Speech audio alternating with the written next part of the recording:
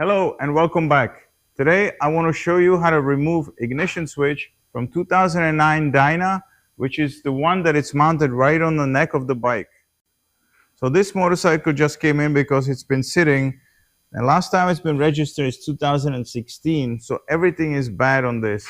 No battery, no key, they got lost, the gas is bad.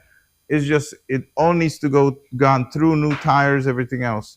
So first we're gonna start, of course, with removing the ignition switch because I gotta take it to the locksmith and I have a key made for it. Because of the location of this ignition switch, we're gonna have to remove the gas tank to get to all the stuff underneath to be able to take it out. So first we're gonna take the seat off. To take the seat off, it's only one little bolt. Either you have this deal that comes off by hand or you got a Phillips head screw there. So take the bolt off and just slip your seat off the bike. To make this video easy, I loosen all the hardware that I need to take off so you don't have to watch me taking screws off. So then the next step is remove this console. It's only 3 screws, 1 in the back and 2 here in the front.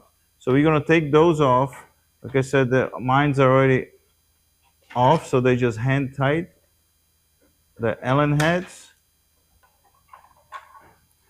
Once you have these 3 screws off, this console will just pick up and you can actually twist it around carefully and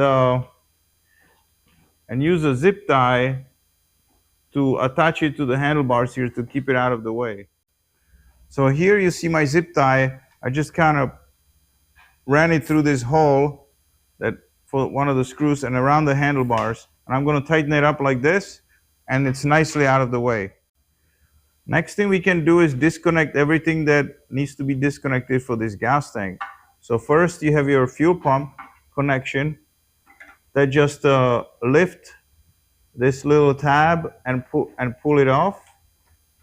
See, there's a little locking thing here that you just lift this little tab and pull it off. Next will be just pushing this hose off. Mine is actually completely broken off here. That's just the overflow. But regardless, if your bike is all together like it should be, all you gotta do, you can stick a little screwdriver in here and pull this hose off. Next, we have the quick disconnect fuel line.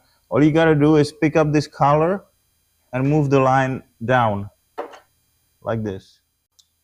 Okay guys, last thing we have to do before we can remove this gas tank is deal with this crossover line under the tank.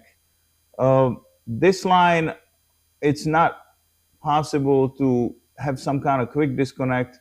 So once you remove this hose, there's a fuel that comes out of the bike.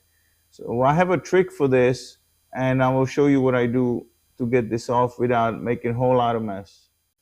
For this, you will need a 5-gallon bucket, clean, nice bucket. I mean, in this case, I have a bad gas, so it doesn't matter. But if your bike has a full tank of fresh gas, get yourself a clean bucket, a hose, any kind of hose you can find that would work for the diameter of making the same diameter as that one, and the little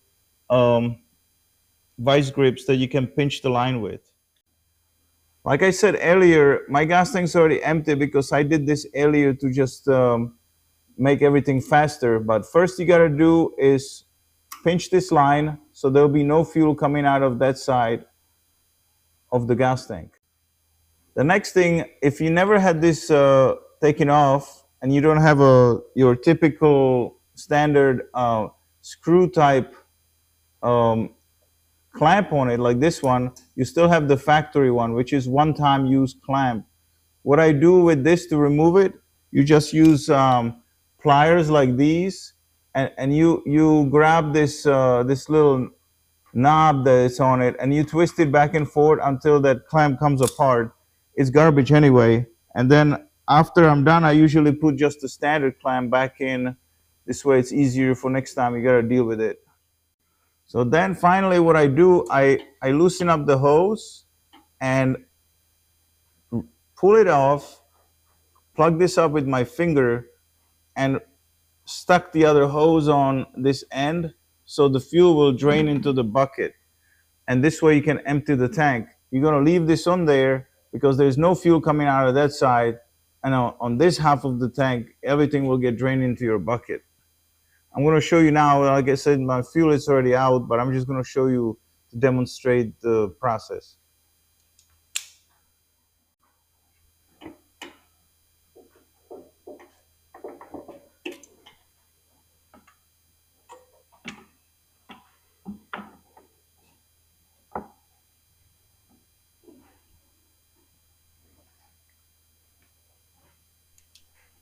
So you see, guys, there will be no fuel coming out of this except few drops. And then this fuel line, it's now draining the fuel into your bucket that it's right next to your bike. And this way you can drain your fuel, just wait until it stops running. You leave this on the whole time, and this will have enough room to slip through when you've taken the tank off. For that, we only have 2 bolts. There's one in the back and one in the front. They are the same. They are interchangeable, same length. So pull those out. Same with this one.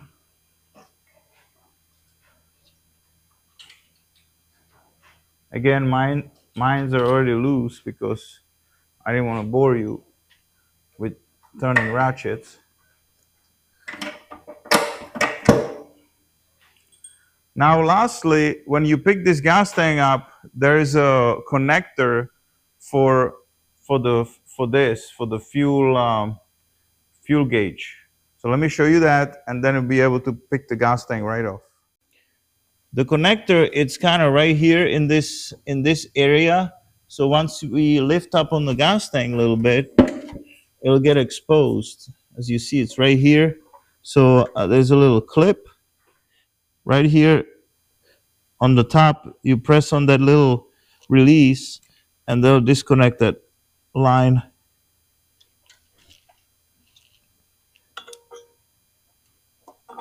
Very easily. So now the only thing that's left is removing the gas tank itself. As you can see, these pliers, they will fit right into the cavity over here, and you take the gas tank off. Now with the gas tank on the floor, because there's still some fuel in your tank, because this half didn't get drained, so I just stick that hose right back on, and you can disconnect it. Usually it's not going to leak, or you can put your clamp over here, and now you can store this gas tank safely away. Finally, we have our ignition switch a little bit more exposed from the bottom. So first we're going to do is remove this little plastic cover that is under the frame. For that, you can just use a screwdriver, and there is a little hose that will right here that will release little keepers, but pretty much it's a flexible cover. You don't have to worry about breaking it. You just pull it off. So it looks like this. It's there's a little tongue that slips under it, and then on each side of the frame there's these little keepers, but pretty much all you got to do is just stick a screwdriver there and pull it down. Now this little deal here where it says off, ignition, and all the instructions on there, that's just glued on. I already took mine off, so all you got to do is take a little skinny screwdriver or something pointy and put it in between the metal part here and the body, and if you're lucky it'll come off in good shape. If you don't have a good luck, you're gonna have to buy this new. It might get mangled up if your bike is really nice. This one, being outside and being weathered, this thing kind of popped off pretty easily because the glue was already weakened. So now we're getting real close to getting this job done. You see there's 4 holes here on this collar. So the ideal is they probably have a special tool. I don't have it. I never needed it. You just stick pliers into these 2 holes.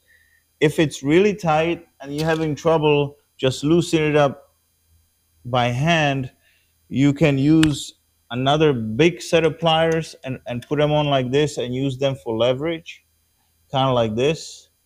But I never had a problem take it off just with the pliers. Now the key here is you not you have to turn this clockwise, because by taking it off you actually needed to tighten it. So you start turning it in as far as it would go. So you see what I mean? You actually tighten it to create a free space there. Now the ignition switch is loose in the hole. So what we got to do is just reach down there, and the ignition switch will slide right off. And it will come off right here on top of the motor. Disconnect. It's easy. And there you have it. Your ignition switch is off the bike.